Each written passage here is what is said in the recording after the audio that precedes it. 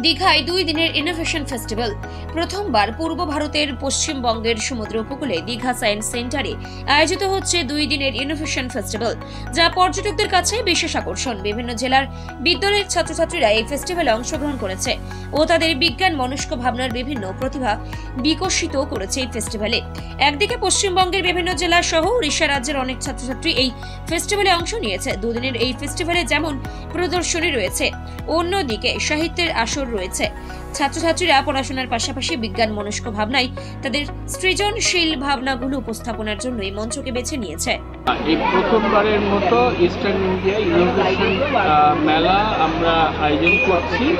Actually আমাদের সমস্ত অন্যান্য জায়গায় যেরকম পাটনা, ভুবনেশ্বর, শিলিগুড়ি, বর্ধমান, পুরুলিয়া এসব জায়গায় ইনোভেশন হবে, ছেলেরা যে ধরনের সৃজনশীল কাজ করছে তাদের এক প্ল্যাটফর্মে নিয়ে আসা এবং তারা কাজকে এখানে হচ্ছে মধুরা সান টেম্পলের ওপর, মধুরা সান টেম্পল যেটা গুজরাটে আছে, সেটাই আমার বক্তব্য হচ্ছে যে মধুরা সান টেম্পল এখানে 126 থেকে 127 খ্রিস্টাব্দে আসছে, কিন্তু আমরা এখানে আমার বক্তব্য যে ঠিক এই সময়টাই নয়, 891 খ্রিস্টাব্দে কিন্তু এটা তৈরি হয়েছে।